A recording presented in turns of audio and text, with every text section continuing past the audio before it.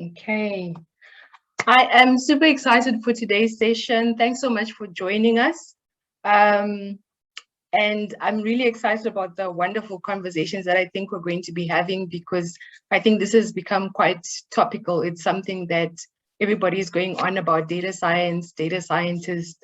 And as you know, they coined it the sexiest job of the 21st century. So today we're going to find out if that's actually true or not. So my name is Tendai Matia. I'm from SkillX. I think I've had like quite a few questions from some of you asking us about what is SkillX, what is it about, or who gets to join, is there a joining fee or anything like that. So in essence, for you to understand what SkillX is, it basically means that we are creating a community amongst ourselves. So it's a bunch of ordinary people like you and me, kind of helping each other by showing each other. So if I want to get into real estate, then I can look towards the community to find someone in the community who's done something around that before, and they can actually show me. So the focus is very much around, can you show me how to do this? Because it's very nice, we attend TED Talks and all these things, and you walk away thinking, gosh, this person is amazing. But you don't walk away feeling like, okay, I can actually do this and I know where to start. So that's what SkillX is all about. We are about showing each other, and it's basically driven by you guys. So you say what you want to learn about, you reach out to community members, you ask questions, and then everybody tries and helps you to get to where you want to get to. Okay, so just quickly, house rules. There isn't very many house rules. We're very informal. Just for today's session, we are going to give our guest speaker just some time to give us a bit of background, and to kind of deal with some of the questions that had already been sent in that we want to ask. And then I'll open it up to you guys to ask your own questions that you want to learn more about in terms of data science. So again, I'm really super excited to introduce tonight's guest.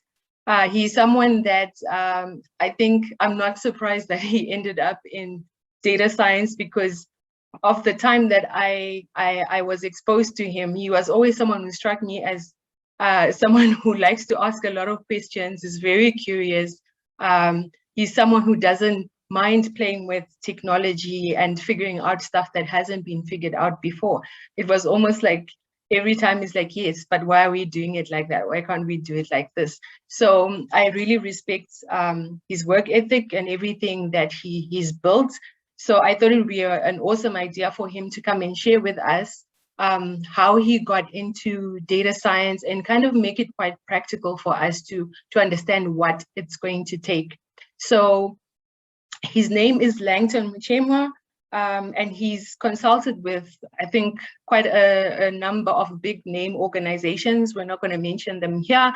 Just know that it's everything from banking to renewable energy. So there's a lot of experience there that we can lean on, and it's not just in terms of data science, it's in terms of technology, in terms of whether it was BI or all those things, data related things. So let's welcome Langton. Langton, thank you for joining us. Thank you so much, Tendai. All right. Thank you so much, and welcome to everyone online. Okay, great. Thank you. Thanks. Langton, do you want to tell us a bit about yourself? Yeah, so I'm Langton Mchemwa. I am currently in Johannesburg. I've been working in the IT space, I think, for the last 16 years now, obviously in different fields. So it's been a long time since I left university. But I think, like you said, I like technology. That was the area of my study at university. And I think, like most guys, I've sort of grown from a basic systems engineer into a database person, to a BI person, And now we are talking, we've been through the big data space, we're still there. Now we're talking AI and all things exciting. So that's pretty much about me from a career perspective. But other than that, I'm a sports fanatic. I enjoy my tennis. I play probably almost every Sunday when I get a chance. I used to play soccer, but my wife has put a stop on that. I kept on getting swelling legs, so she's put a stop on that. But yeah, that's pretty much about me. Outgoing. I enjoy reading. I enjoy blogging. I've got two. You have a blog. I do. So Okay, I write right. on Medium. I try to write probably every month, if not 2 months. Just post something that I'm working on, or maybe something that I would have figured out, and then I feel maybe it could help someone else from the community. I also participate a lot in like in the open source community. Sometimes I go on GitHub. If I see people have issues, I just try and respond and help. So that's pretty much about me. Okay, all right, cool. So I think first question, did you grow up thinking like, yes, I'm going to become a data scientist? When did you find out there was this profession called data science? I think like everybody else, we are evolving. I can say for certain when I was in university, the best subject for me had always been databases. I think my lights went on when we were doing databases.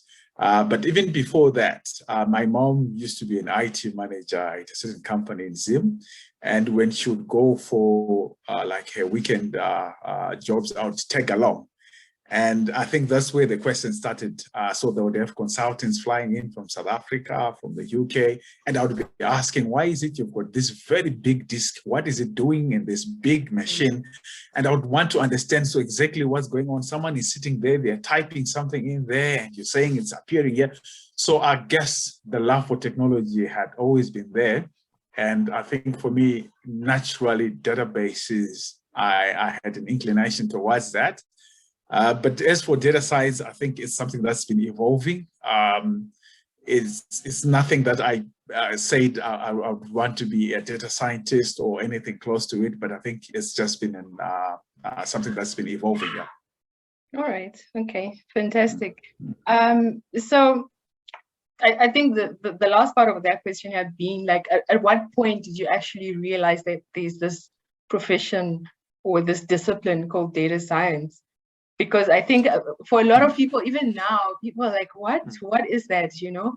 At what point did you like kind of, or how did you stumble upon this? And I think potentially what a lot of people would want to understand is, what is it really? Because yes, it looks like it's this, you know, amazing world and kind of feels a bit intimidating, but if you were to break it down, what is it really? I mean, what do you do every day?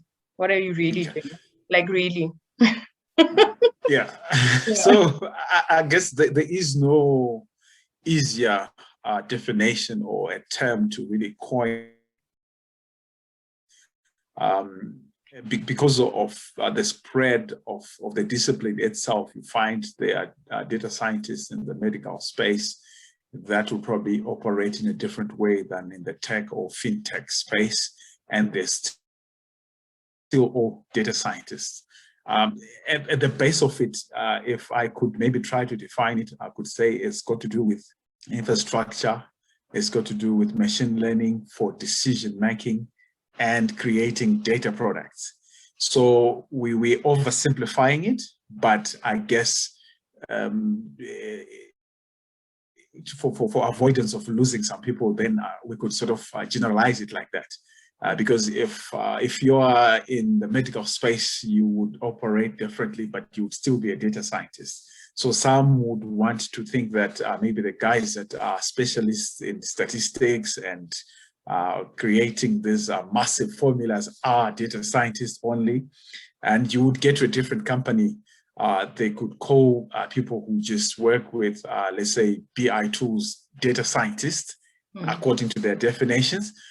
So the definition is a bit trickier to get around. But I guess when we really look at the discipline, maybe at an objective angle, let's say if you are in fintech, if you're really about your statistics, if you're really about your algorithms, then yes, maybe we're talking data science.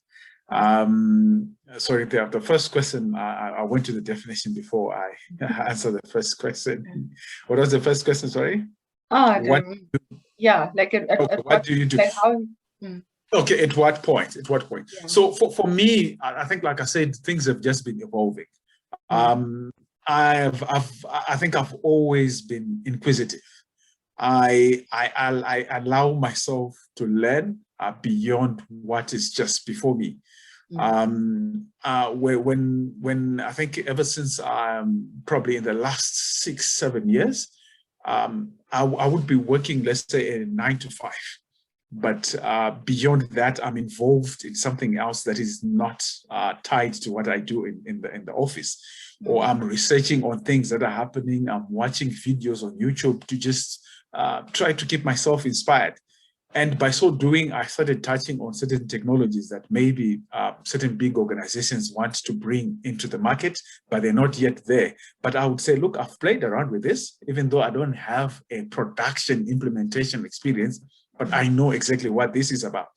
So similarly, I think when all these big companies started getting into big data, I was probably right there, where I think in the days of your Oracles, there were that technology called Endeca that they bought from a different company, but I had already played with this technology in a non-production environment, and that sort of gave me the sort of the advantage in terms of implementing some of these things. Now, coming to data science, it's things that I think with a lot of maybe the companies that I would work with as startups, they would have an idea to say, look, we want to implement this thing. And then I'm reading papers or articles from companies that have already done these things. And I'm like, no, guys, we can definitely do this. We don't have probably the budget to implement this on a large scale, but we can set up our own small little server and run with these things. That's sort of how I got into data science. By the time we realized that, look, I think this is what we're talking about when we're saying data science. We had already been experimenting with some of the core technologies or some of the key aspects of data science, but without really coining it data science. I think at some point we were calling ourselves big data experts, and we sort of digress, and now we are data scientists. Next thing, I don't know what we're going to call ourselves. Yeah. Okay, whatever is the next best thing. The next big thing. That's what we'll call it. Okay, so then I think expanding on the question about what you do on a practical level, on a day-to-day basis, is a question around like what technical skills are you actually applying there? Is it just databases? And I suppose also, like, just to something you said earlier, you mentioned decision making. Would you say that is the core output of what you're doing? Are you doing it to enable decision making, regardless of what industry it is? What's really the output? So if I owned a business, why would I need a data scientist? Right. So before I speak around the skill set, you asked a question around decision making. So I think most organizations are led by a strategy, and that strategy has some pillars that support it. So decision making becomes a key part of the strategy. So if you are in e-commerce or you are in the financial space, you've got a strategy and you're saying, look, we want to penetrate this market, or we want to increase our presence in this sort of angle in this market. You've got a strategy to get yourself there.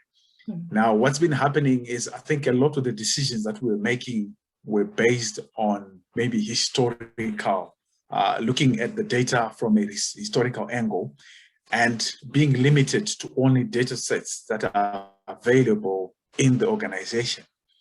And this is what then led to the expansion of big data, where you're now starting looking at the behavioral aspects or partner data that can help you to sort of get yourself to an advantageous point of view. So one, you're now saying, okay, do we understand where we're trying to get to? I always give this example in telecoms. If Vodacom, if I'm on a Vodacom line, and I'm one of the big clients. Let's say I'm this influential guy from Chane Business Services, and I've got probably 1,000 employees that I can influence towards getting Vodacom products. I become a key client to them. So similarly, in any industry.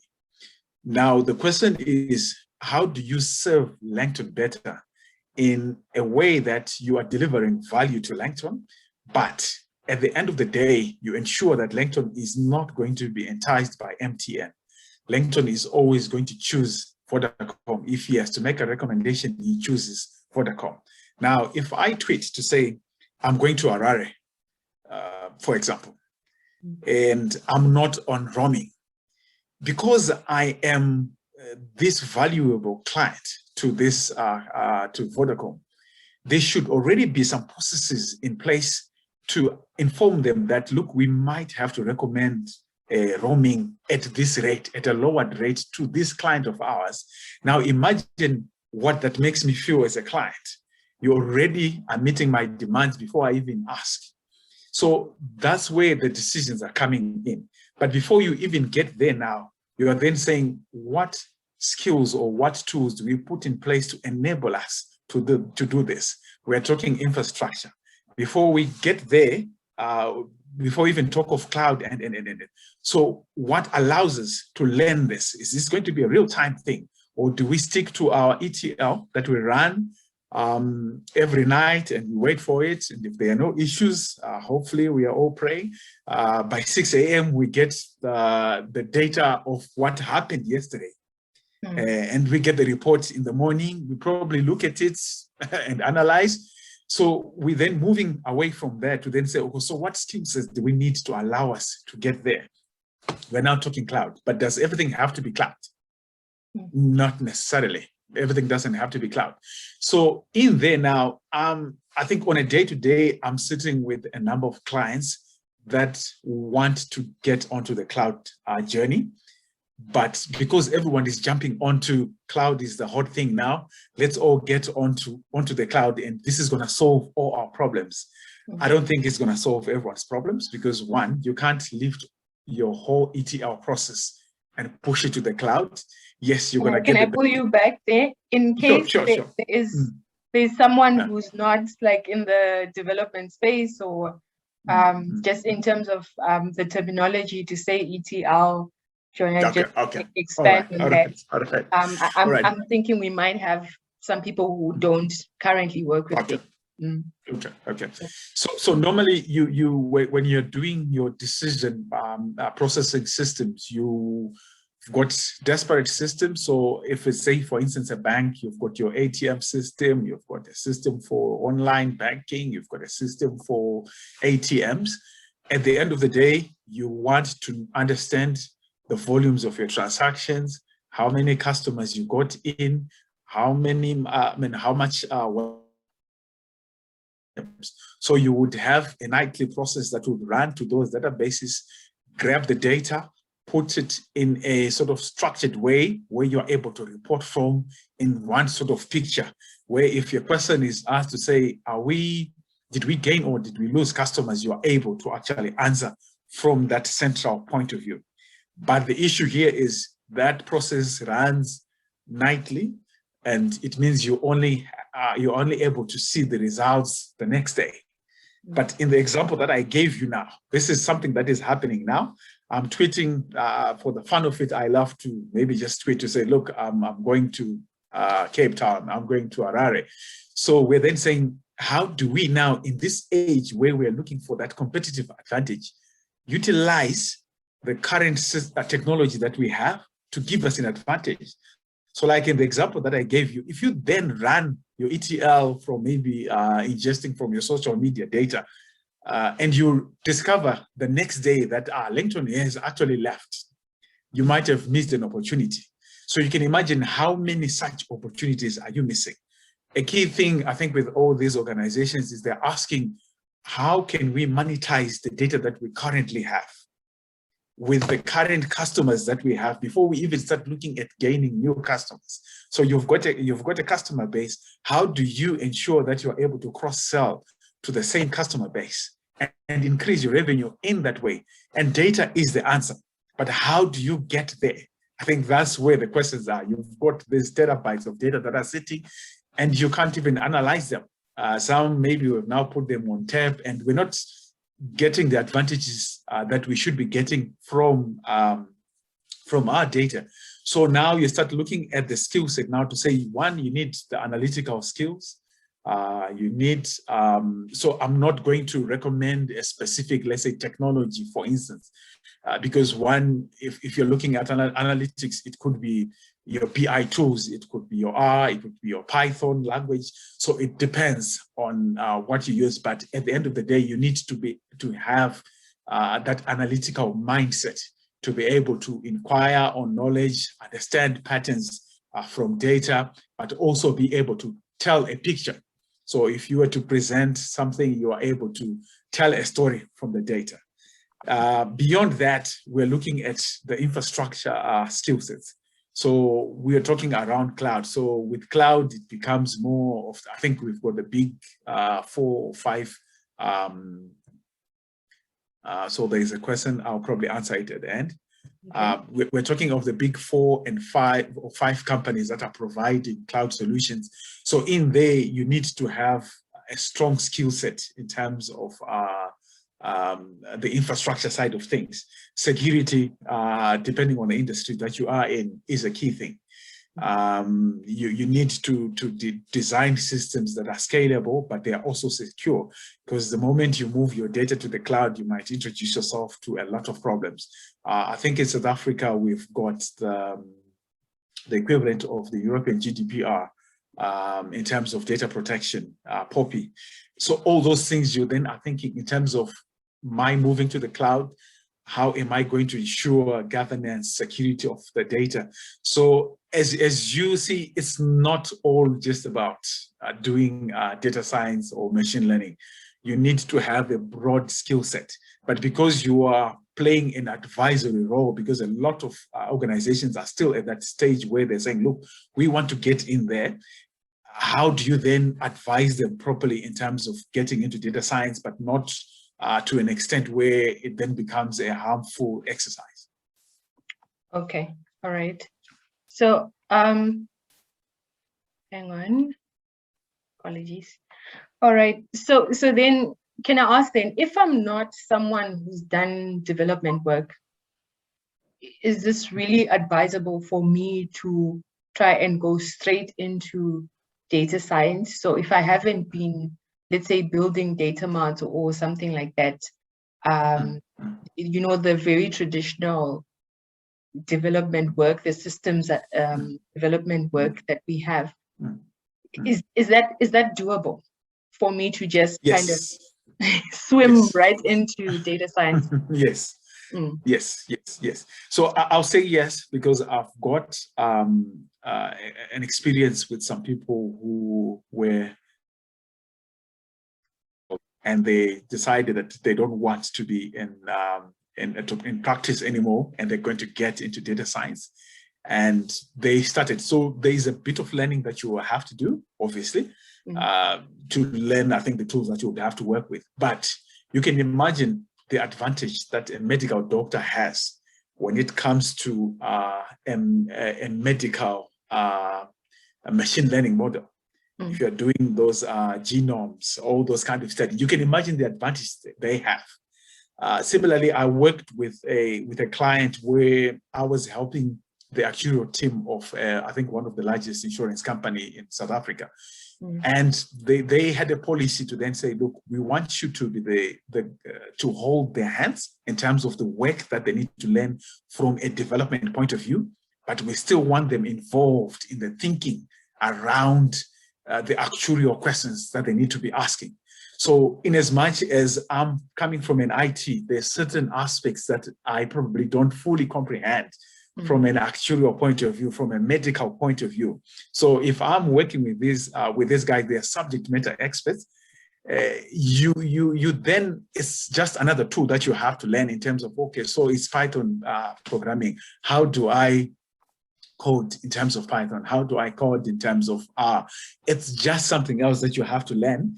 But because you already have that strong core skill set, it then sort of gives you an advantage in some aspects. But the learning has to be there. So I don't think there are any barriers. Okay, all right. I think that's good news for a lot of people. Sure. So we've just done a poll quickly, and now I'm going to pose it to you now. We're hearing you saying machine learning. And for those without that background, what do you mean by machine learning? And then what does that have to do with data science? Right. So machine learning, I think, as the term was coined, the ability that we are giving to machines to learn or think in the way that we humans would normally think, but we are now giving machines the ability to do the same thing. So if I can try to explain it a bit further, we are able to observe a certain pattern as humans to say, look, this is what's happening. Now we are taking that same pattern and we are saying to the machine, this is definitely an occurrence of, for instance, someone leaving an organization. If I go back to an HR use case. So when people leave an organization, you can see, okay, so one, they had issues with their salary. We have looked at maybe their performance rating. They were not so good. You can look at their leave. They were always taking leave. And we're telling the machine, when you see this pattern, this person is likely to leave the organization. Now, instead of us running through the database every day and looking for those patterns, we're then saying, no, you machine, you are a bit faster and quicker than I. But I'm telling you, this is the pattern that I want you to be looking out for. Now, every time I've got this huge data set, run it and tell me how many people do you think are going to leave the organization. So the machine now has learned the traits that we would have told it. So it applies in, I think, in most use cases. So this would be maybe a classification case before I get into too much definitions.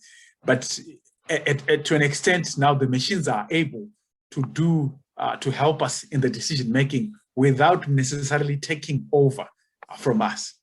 So data science now, if maybe we try to differentiate the two.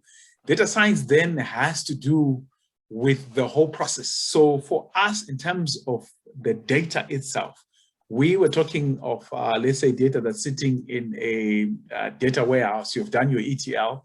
You need to prepare that data. From from the source system. You create it in such a way that the machine is able to understand or be able to be trained from that data set. So that whole aspect of doing the data pipelines, doing the ingestion of the data from the source systems, that then becomes the whole data science discipline, doing the analysis to then sort of do the graphing and looking at those patterns, that then become the whole data science practice. But when you're talking around machine learning, you're then talking around the algorithms and the models that you're creating. Okay, cool, great. So in terms of then me transitioning, let's say I want to transition into this role, where would you suggest I start? So if I'm in a different role, let's say I am in marketing, I don't know, or I'm one of those doctors, where should I start? Right. So I think these days we've got the advantage of the internet. There is a lot of courses that are running online. So either you are on Udemy, or there's a lot of these platforms that are running, even YouTube itself. So I think with much information as well, there is a tendency to also then get confused in terms of just trying to touch everything. So I would rather one picks a particular sort of curriculum, follow it through, work through the examples that they give you in those courses. That gives you a base in terms of just understanding the discipline. But even beyond that, there is a lot of work, because I think one of the things that we see a lot is organizations are looking for people that already have experience. But like you're saying, you could be in marketing, but you want to branch into this, so you don't have experience. So when you see a job out there and the advertising, you're looking for a data scientist in this space, you are obviously limited in terms of experience, because if they start asking the questions around, so what experience do you have, you might have an issue there. But there are opportunities as well in that regard. So right now, there's a lot of projects that are running, they call them AI for Good initiatives. So if you just Google AI for Good, you find what's happening is there's a setup where they bring out maybe 50 data scientists to work on one project to help one company. Now, what's happening here is you've got people with variable experience. I participate in such organizations myself, where you've got people who are senior data scientists that have worked maybe with the big organizations like your Googles, your Facebooks, Netflix. You have in the same project guys that are still in university. You've got people that are sitting in different geographies. So the last project that I was on, we are helping a startup that's in the energy sector. They're based in Africa. And one of the things that they're saying is, look, we are starting up, maybe we don't have key competencies in terms of data science, but this is where we are trying to do. We want to get an advantage in this area, We want to be able to inform our clients when such things are happening. How do we do it? Now you've got a team of 50 people that are sitting together. You create a project, they break it down into tasks. Now you don't have enough experience. You then tie yourself in this project and you volunteer to say, look, guys, I'm going to source the data in this area. I'm going to do this. I'm going to do this. And there's a lot of mentorship that's happening now in this project. At the end of every 2 weeks block, there's a report that is released. And you're also learning, how do you report? They say back to stakeholders when it comes to machine learning work or data science work in this regard.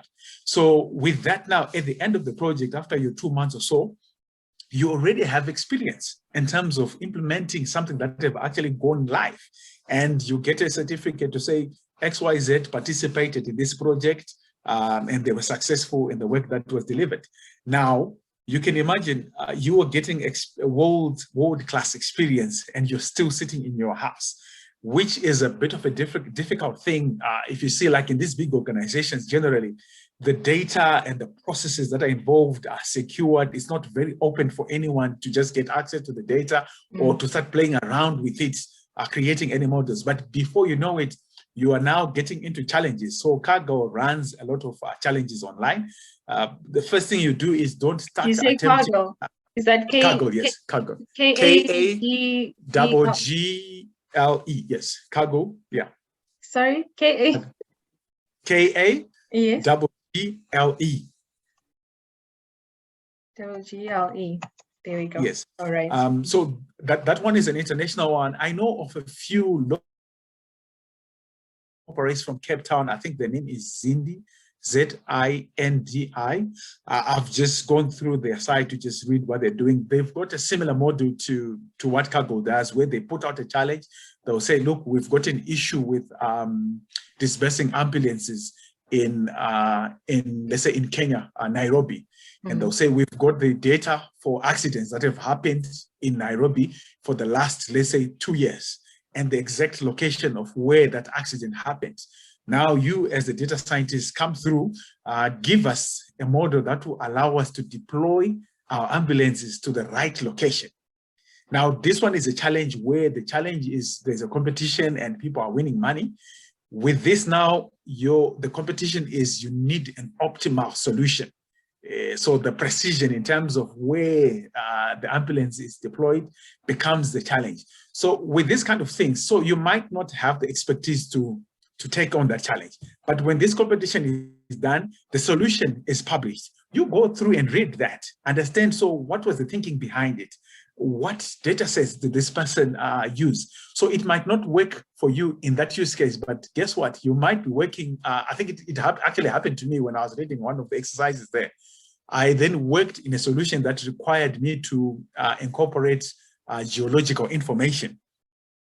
And I had read about Google Earth Engine and how it was applied in this case, where they wanted to ensure that going back in time, you can actually tell where what the weather was like at a particular point in time without necessarily calling the weather API, but you're doing it for a different use case. So you know already how to get that sort of data set to apply to any use case. So in terms of experience now, you're getting yourself out there and you're gaining the experience that you require. Sure. Okay. You're getting me excited. You know, when you're talking about it, the energy that you have, just thinking about it, it's awesome. So guys, the floor is open to you. Please just unmute yourself, introduce yourself, and you can ask any question that you'd like to ask Lanton.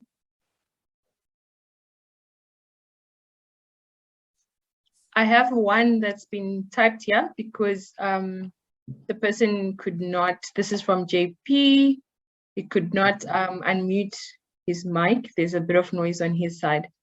So his question is that people often refer to having a cross-functional team for a startup, right? So now trying to model project performance and gain insights, who would you recommend to be part of your team other than the data scientist? So this speaks now to structuring and partnering with that data scientist. How do you complement that skill set for success? So I think I'm not sure what industry the startups would be. So if I pick an example, let's say in the agriculture space, you want to pair your data scientist with an agronomist, who then is the subject matter expert because there would be certain things that you need to comply with, or certain things that probably from a data science point of view, you would maybe just take for granted that they would know from a domain expertise point of view. Maybe if you could maybe narrow in the question in terms of the startup, because the way he JB, you can correct me here, and we don't mind hearing the kids or anything, so you can you can unmute. But the other thing that he had put in there was that on a small budget, but the examples that he gave was like analyst, data engineer. So I'm going to make an assumption, JP, and you can correct me, that you're talking about a more like a data development type of, like developing a data product. So maybe you've got some decisioning engine that you are developing. Maybe it's in the banking sector, or maybe it's insurance or something like that. Are we in the right direction, JP? Yes, you are. So something to that extent. Yeah. So I would say I would try, if the budget is a bit tight,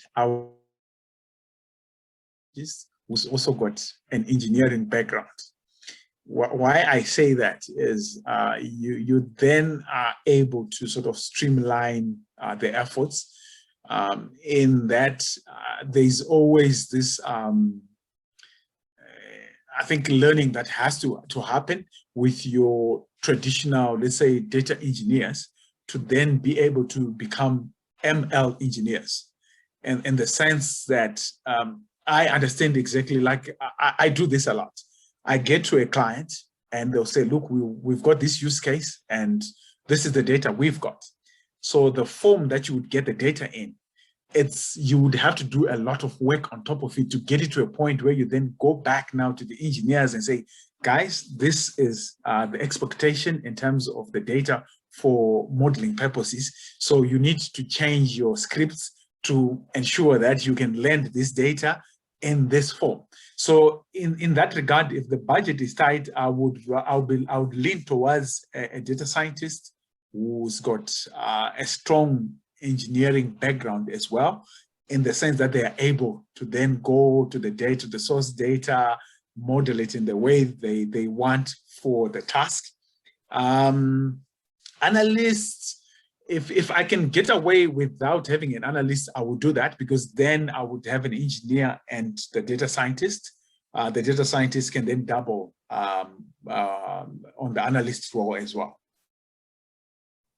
Okay. I suppose we're talking of a data analyst here, not a systems analyst. Yes, a data analyst. Okay, sure, yeah. But if it's a startup, then I guess, yeah, we would have to do that. But for big organizations, you want to use the skill set that is already existing, work with the engineering team that is there, ensure that the pipelines are done in the way that you would want them done within the standards of the organization, that is. Okay.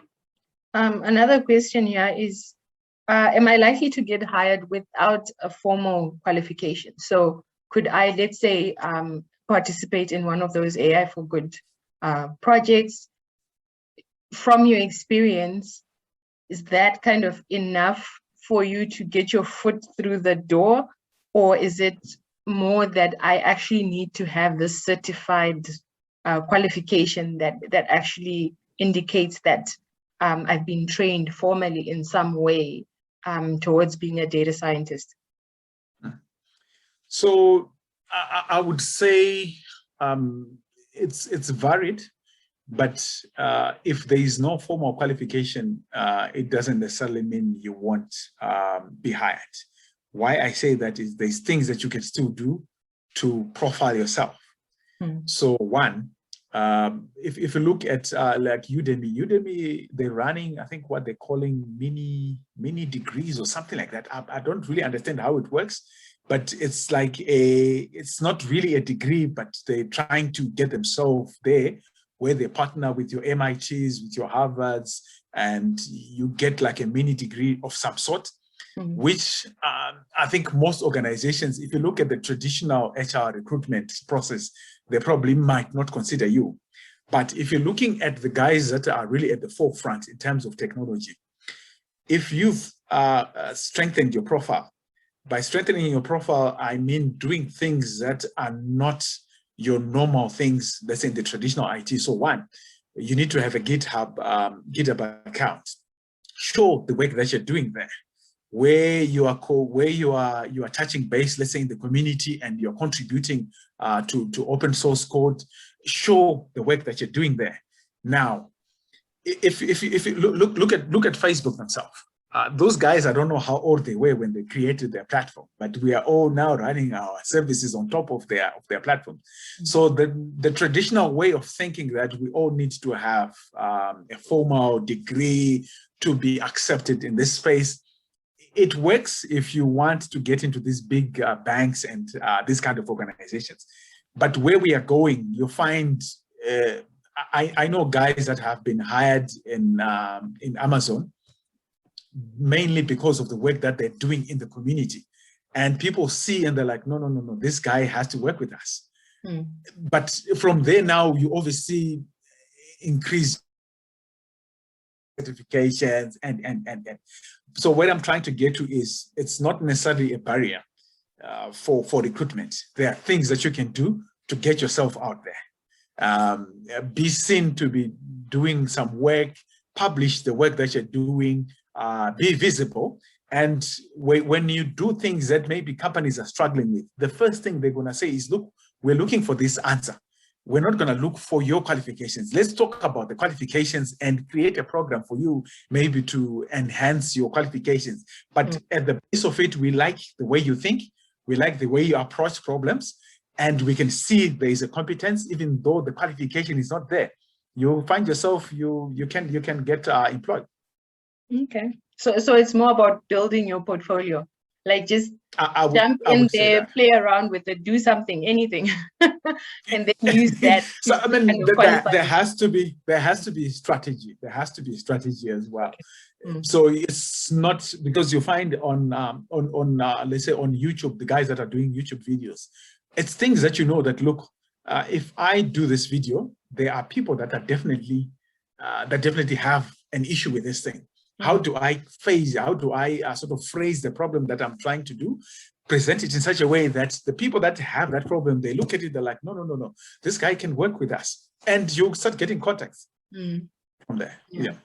Okay, thank you. So in terms of employment as well, it's not all about getting employed. Yeah. You can create your own product. We were talking about the cloud. If we get 5 minutes, I'll just demonstrate how easy it is to create a data science product that you yourself can actually base your organization on. And we'll probably put 5 minutes towards the end, just to show you how you can get around some of these things. Yeah. You know, we're all about the practical, so definitely we'll make time for that. Are you guys shy? I see you're sending your messages directly to me. You don't want to speak up? I have a question. I raised my hand just now. Oh, okay. Oh, sorry, I couldn't see. Thank you. Yeah. Hi, Benson, and hi everyone else. Hi. Yeah. Yeah, I'm Titi, and I'm here in Pretoria. So I just happened to be having a conversation with my aunt, and she mentioned about how they got these data people to come and analyze data or whatever. Hold on, Titi. Yeah, but she wasn't very impressed. Titi, hold on. Yeah. I'm kind of gonna ask you to kind of take out the companies and the, you know. Oh, just okay, all right. Yeah, just in case like someone is not too happy about any opinions that we might be sharing. Yeah. Oh, okay. Sorry about that. A kind of rephrase the question a little bit. Yeah. Oh, okay. So what she was saying is that you know, they didn't get as much value from the data people that they had gotten. But what I actually picked up from the conversation is that there was sort of like a mismatch between the data sciences guys that they had gotten in and the multi-choice, the people in the company who were supposed to get insights from them. And then I also happened to read an article online about how there's a mismatch between the data science people and the managers. I think it's about managers and general employees not understanding what the data science people do or what. But anyway, what I realized is that there's a mismatch somewhere as to where people are supposed to work in synergy, but because I don't know, people are intimidated or they don't understand it, or maybe they don't ask the right questions, so they don't, you know, the right queries, they don't raise the right queries. So I now kept asking myself how there can be more synergy between data science and the people in operations, so that there's more synergy as to the queries they raise from operations and the results that are gotten from data science, so that it can can be useful to everyone. Because I realize that now a lot of people end up getting frustrated because there's miscommunication. I think it's because new, but all I'm saying is I noticed some kind of mismatch.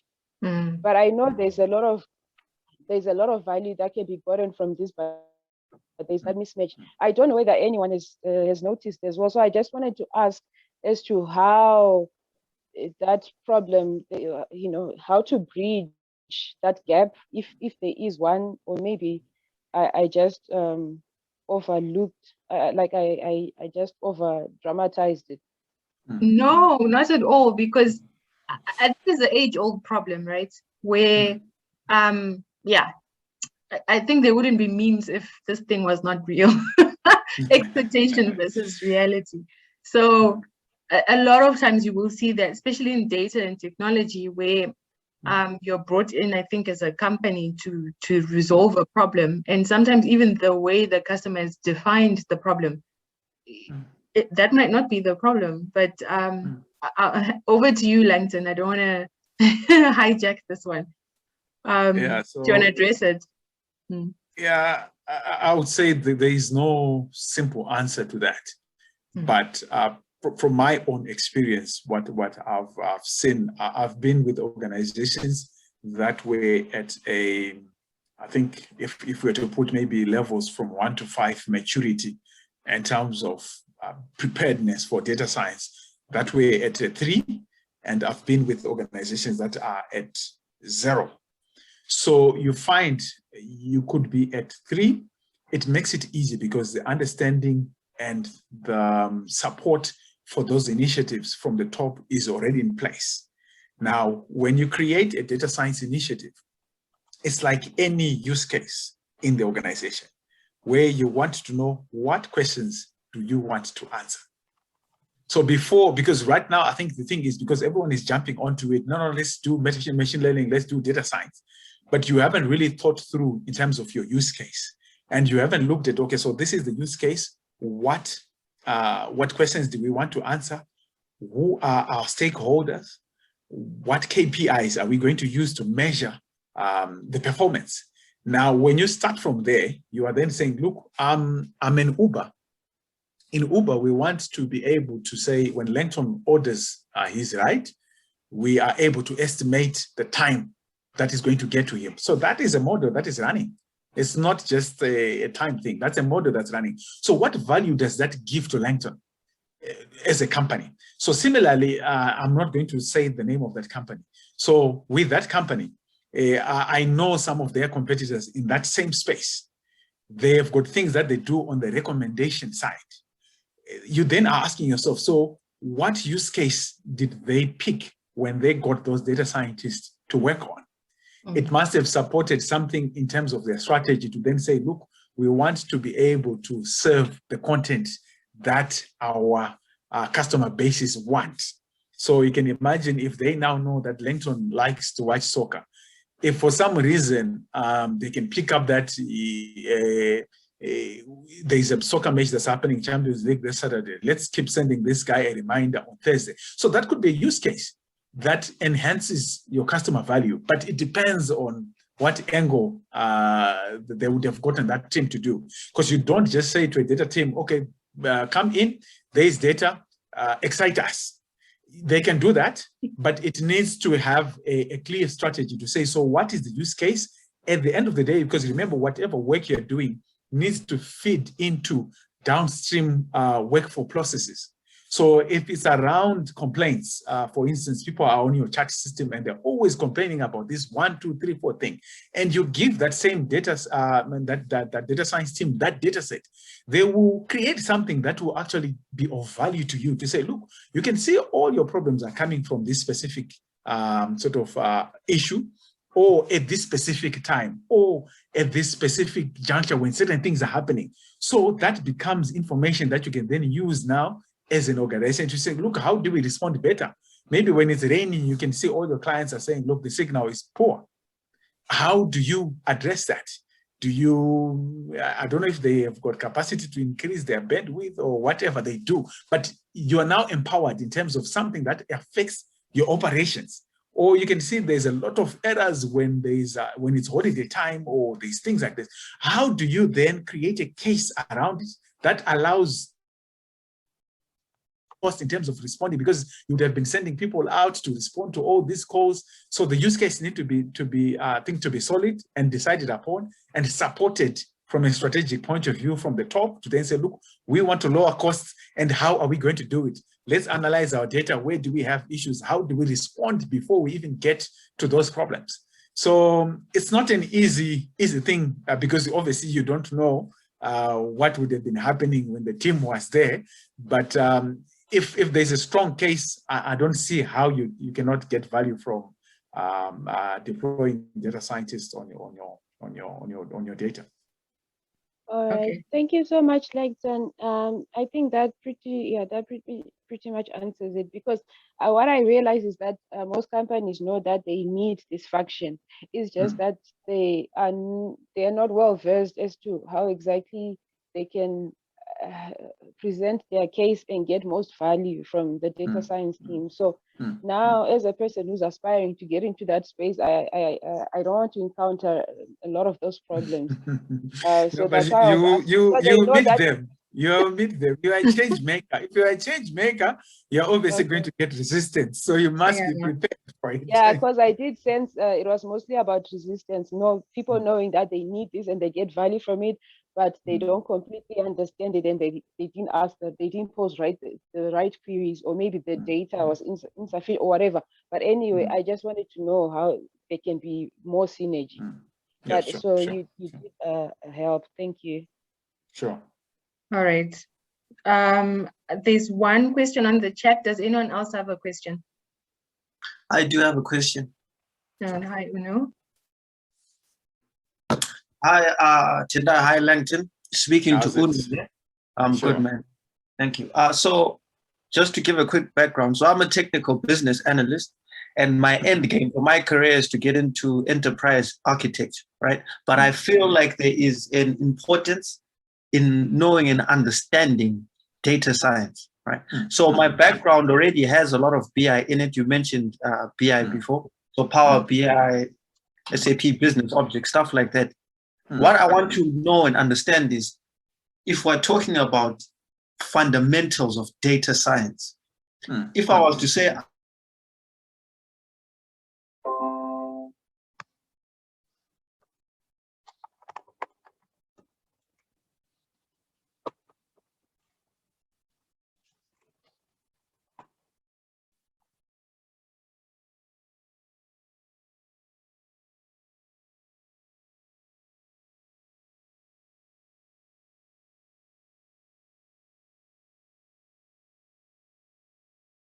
I think the mid. yeah, I think she's going to have a power cut, so it must be that. Oh, sure. No, it's fine. It's fine. Yeah. So with these two languages, I think they give you a base in terms of working with any sort of data.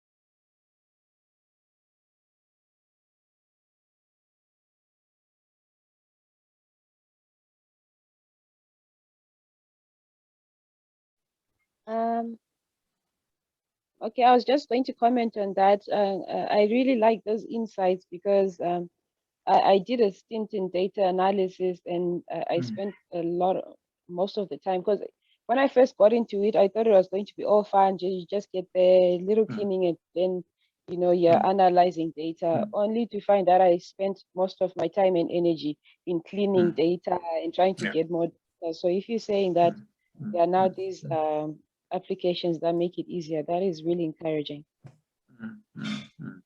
Yeah, so I think the most of the work, 80% of data science is in the data itself. You either have it and it's not clean, or you don't have enough and you need to find ways of getting data. If you've got it, yeah, the cleaning part is, I think you have to do a lot of work there. Okay. Okay. All Can't right. run away from it. Apologies, I'm back. Okay. It took a while. Okay. Do we still have any more questions? Right. I just need to find. There was a question on the chat regarding if someone wants to get into data science, what programming languages you would recommend they start focusing on? Yeah, Python, R, but Python for me is number one. Okay. All right, cool. So I think that's everybody's question. I have my personal question, which is, I think was very intrigued by your conversation with Tsitsi. For you yourself, when you sign up for a project, what is the minimum set of information that you require before you accept it? Because I think everything we're talking about is about requirements, because it's like sometimes customers think, oh, I need a new system, but what is the what are we trying to fix? So I might bring in a new system and the problem remains because maybe it was a process problem. So when they come to you, what for you do you consider is a good enough information or use case? Like, what do you want in terms of that use case for you to say, yeah, actually, I think you've thought about this enough for me to engage further with you? Yeah, so I think personally, I've had variable experiences, like I was saying earlier on. And with some clients, you'll find they would have a proper discipline in terms of their analysts, that they've already documented this problem already, and you know where the data is coming from, how frequent it's going to be coming, lending, and the metadata is well explained. In that case, you don't ask a lot. It's all about the use case and what we're trying to do. And in some organizations, this is real experience that I've gone through. You'll find people who say, look, we want to do data science. And the information is not even there. You are the one that has to create the case. Now, in those areas, you would have people that you work with, and you are now trying to get them to a point of getting into the mindset of, okay, we need to have a use case. I don't know if you can still hear me. Okay, it looks like I was stuck. We need to have a use case. So where are the pain points in the organization, and where can we bring most value? That's where you start from. Now you start from there. Okay, so this is the problem. Where do we get the data that allows us to understand this problem better? Once you've done that, you're going back to, okay, so we're now building the case now. So we've now got the question, we've now got the data sources. Who else is affected by the decisions that need to be made from here, so that you know who your stakeholders are.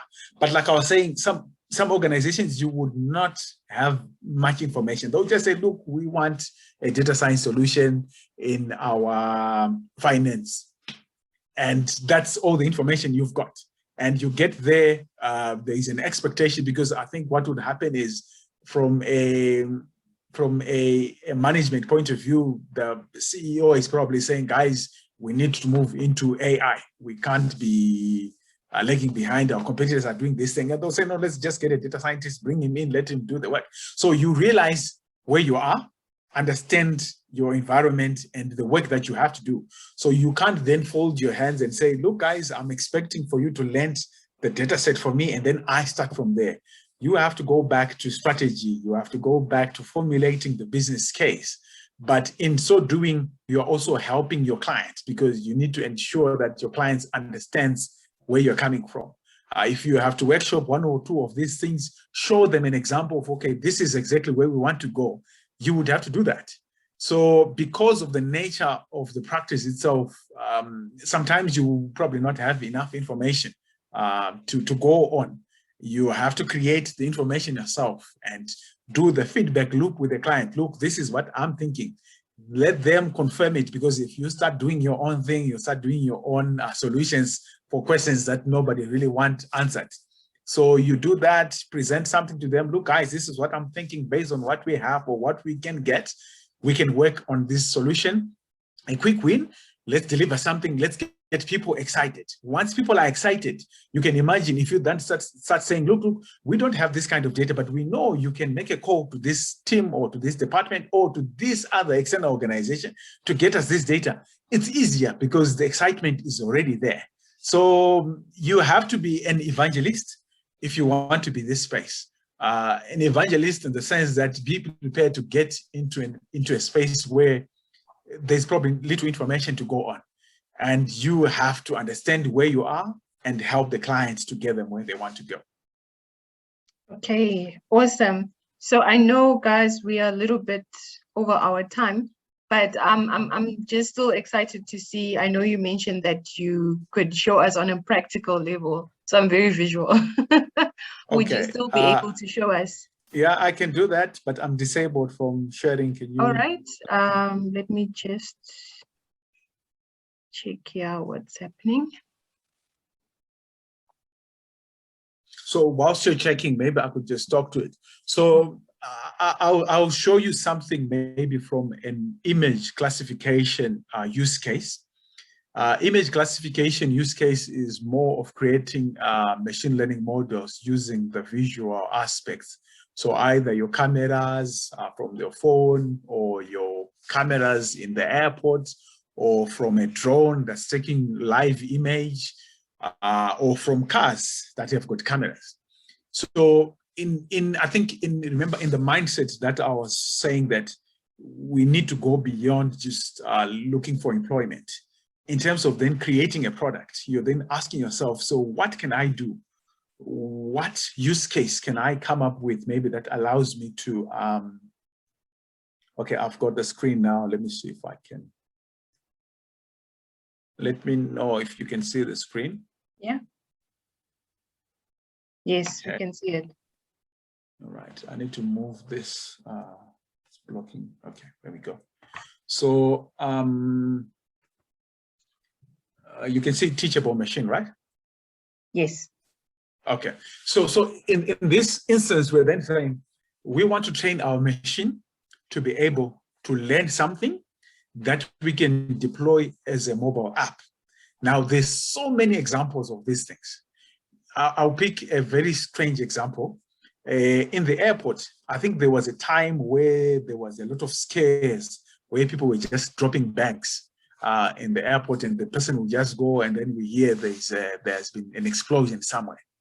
So that is a use case that you could pick for an airport to say, look, in terms of your security, we can deploy something that is able to learn and pick when someone is just dropping a bag and they leave it. So you train your model to pick up those instances.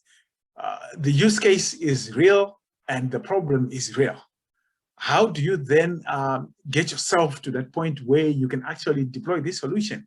You want to get the data set that you can use to train your model. You interface with their systems. You are now enabling your customer to respond faster to such incidences. And there is, I don't know how you can quantify the gain or that you would have avoided in terms of loss of life, infrastructure, and those things. So in terms of thinking about your use case now, you've thought about the practicality of your problem and the need to say, is there a need? Who is my customer? Are they willing to take on this, this project?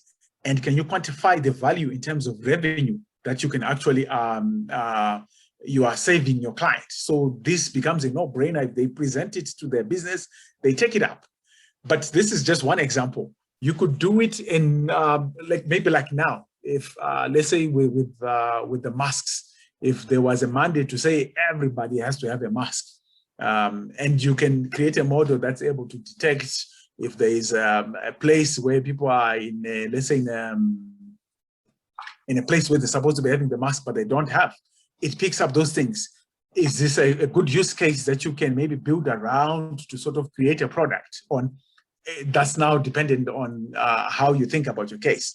If someone is in marketing, how do you think around image? What can you work around in image? So that's where I was now saying, in the discipline that you're working in, you don't necessarily, it's not really a barrier. If you're in marketing, I think I was talking to some gentlemen in the past, they were asking me, how can we tell if people have looked on our billboards?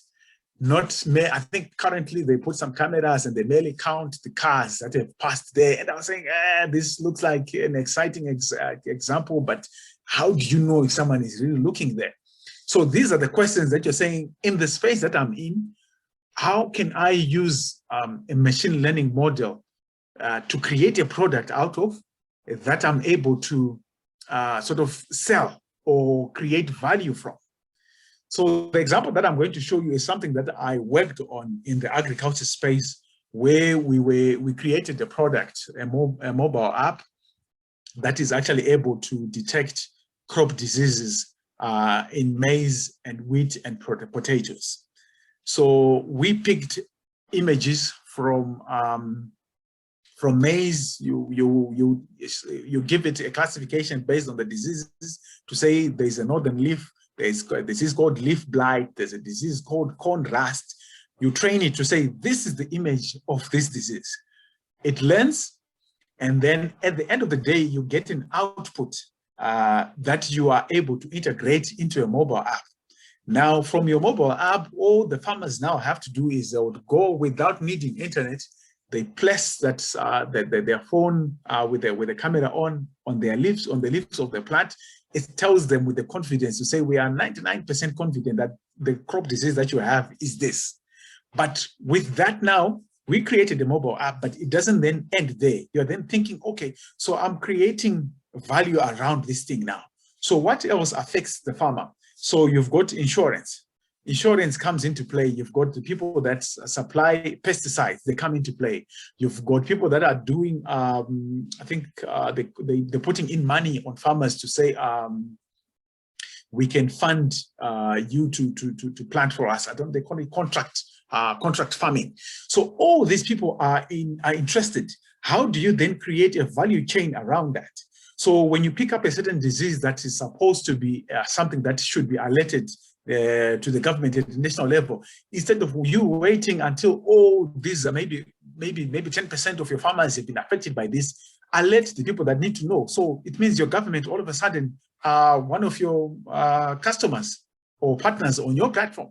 You've got a direct line now where if you pick up this thing, you send an alert directly to those people that need to know. But this is how you then think about your problem, and you've looked at the product that you can create from it and who else is attached to it. Your model could then be, look, I'm gonna offer this up for free to the farmers. I want my farmers to be protected, but the insurance and the guys that are selling pesticides, if I deliver to you a lead to you, I get maybe R1, for instance, just as a model. You are then creating a model that's viable. You are still serving your customers, which in the end is the farmers. The farmers, you don't want them to pay anything, but you're helping them now, because currently, I think, I don't know about South Africa, but where I'm from, we used to have agri-tax officers that would visit these fields, even in the smallholder farmers, which is not happening anymore. So how do we bridge that gap? Because we're saying we're using technology. They've all got smartphones, they are on WhatsApp, and either you then say, look, if you don't want to download the app, let's use a WhatsApp channel, WhatsApp to this number, and we send back to you the prediction. All these things become channels that we use in terms of delivering value to the customer. So you can clearly see, instead of us relying on the agri-tax officers going to the field, we're just deploying technology, and we are cutting out a lot of the inefficiencies, because even with those agri-tax officers, you'll find they would go there and sometimes they'll just advise the customer wrongly. How do we cut around all those things? So what I'm going to share with you, Teachable Machine is a free platform that Google open sourced. Anyone can go on it. If you go Google Teachable Machine, you can actually use it to train any model. So basically what you do is you upload, the first thing that you do is, I'm going to, let's say, define a class, but maybe before I do that, let me call this healthy. So remember what we're saying, we've got outcomes that we expect from our model. I will create a class of healthy. I'll create a class of, let's say, a corn rust, which is a disease that maize can be affected with. I'll create another one called leaf blight. And then I would feed the images of healthy to the image class. I would feed the images of, let's say, leaf blight to the leaf blight class. At the end of the day, when I train the model now, it's able to then recognize when it sees a healthy plant. When it sees a plant affected by not blight, it's able to recognize that. But it's because of the training that we would have done. So in the same frame of mind, the use case that you could think about could be something else that's totally detached from just what you're talking about. It could be just about, I don't know, anything that you can work on visually. So I'm going to pick the images from from my healthy class, I'm going to select all of them. Maybe let me not pick all of them. Let me just pick a few for now and show you what it will do. And then open. So it's going to load my images. And then what I'm going to do is I'm going to create another class here where I'll upload. I'll also grab files. I'm going to skip the healthy. I'm going to go to contrast. So maybe, for example, let me not put too many. Let's just do these two. But I know these images that I've chosen, they're not enough to train the model, but at least it will show you what happens now. So from here, you can see I've got two classes. So I'm going to call this, I think I picked from the Common Rust. I'm going to call this class Common Rust. So by so doing, I've got two classes now, Healthy and Common Rust. So in your example, it could be whatever the classes are. From here, we are now able to train the model, but I don't think I've given my model enough images to train on. So here I've got 48, here I've got 20. It's probably going to complain, but let's try it. So it will prepare the data for training. I'm sure it will complain. But essentially what we're doing here is we are now saying to the model, this is the typical flow that you would follow in any sort of machine learning process where you've got your inputs, you are telling the model, so this is a supervised learning where you're telling the model that this is this disease, or this is a person that has actually left an organization, or this is, I think in the clothing space for shoes, if for instance you're working with, I think I know the guys called Batu, they're doing a lot of shoes in South Africa. You could train a model to recognize a Batu shoe and you do something exciting around, maybe for their marketing point of view. So you would take images of their shoes in different areas and you train it to know the Batu shoes or any other shoe which is not a Batu.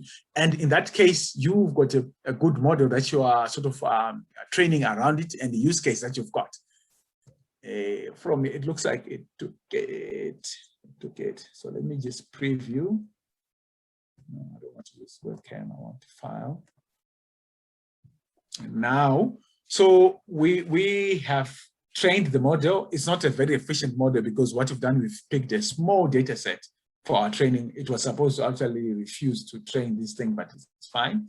So what we'll do is we'll then pick a different file that the model does not know about, but we know that we haven't supplied this image. So I've gone right to the bottom of my images. I'm going to pick this one.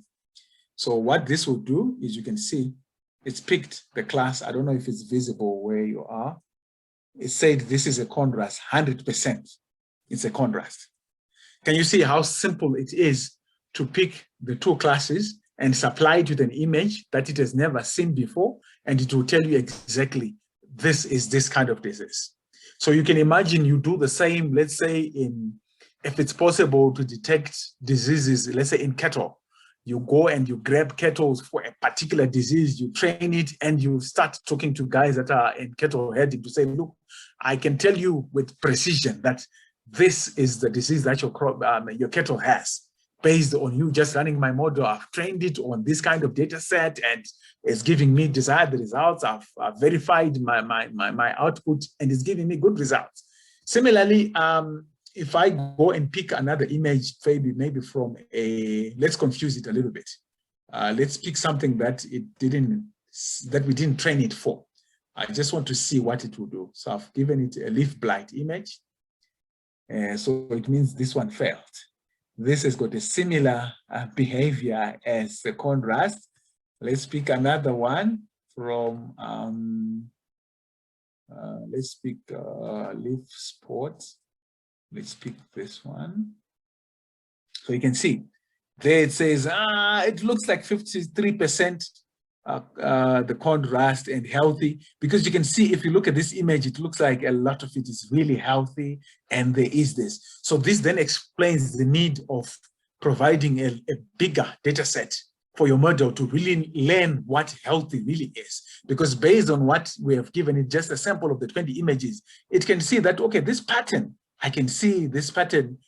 These are, okay, let me not talk too much of the activations and the graphs. It sees that this is speaking more to the health. So they are what are called activation graphs. So that's where it speaks to, and it says, okay, yeah, there's a bit of that and there's a bit of that. So already you see how it's trying now to give us predictions and the confidence of saying, look, I'm 50% that is this, or I'm not certain that it's really is Conrad. But if we go again and pick a healthy one, it will say 100% this is healthy. So let's go to a healthy one. Let's pick one that we know definitely we haven't shown it. So right at the bottom again, you see 100% healthy. So it works, the model works.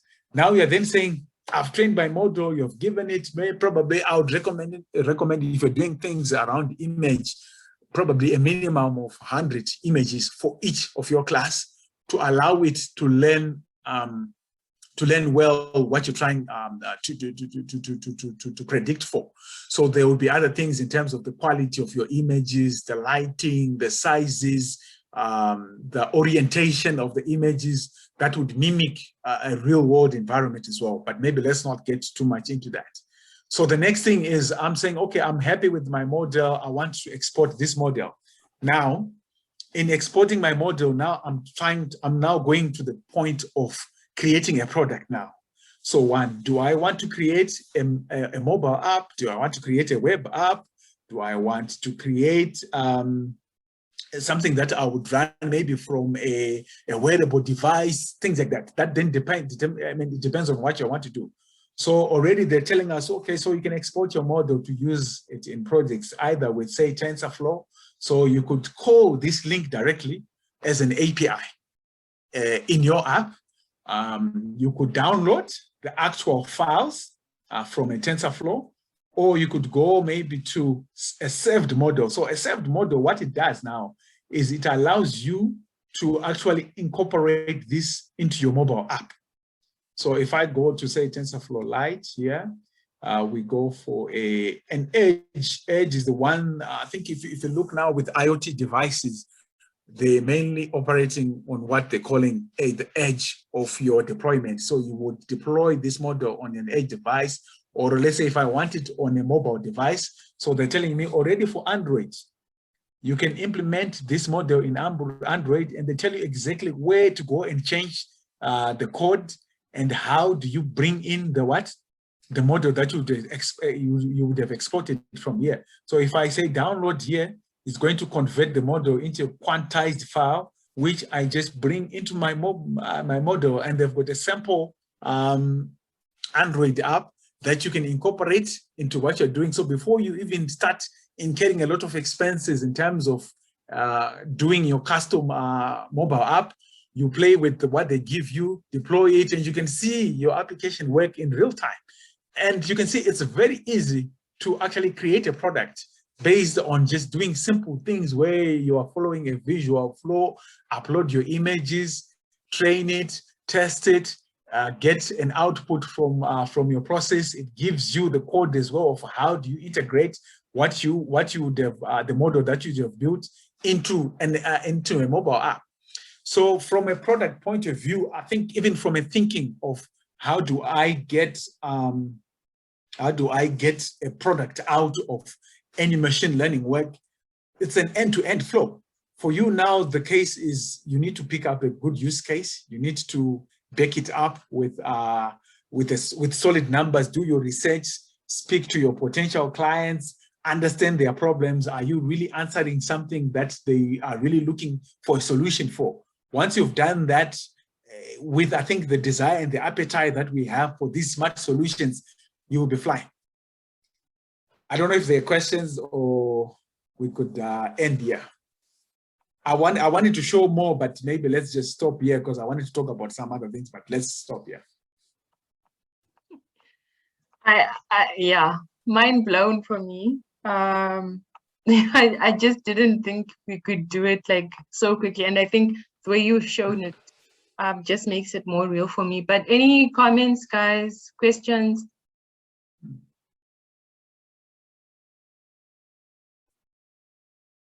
All right. Okay. So I think we're good there. Sure.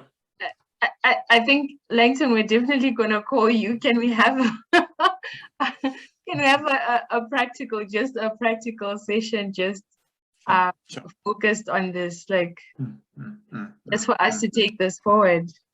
Sure. Would you Sure. guys on the call be interested in that?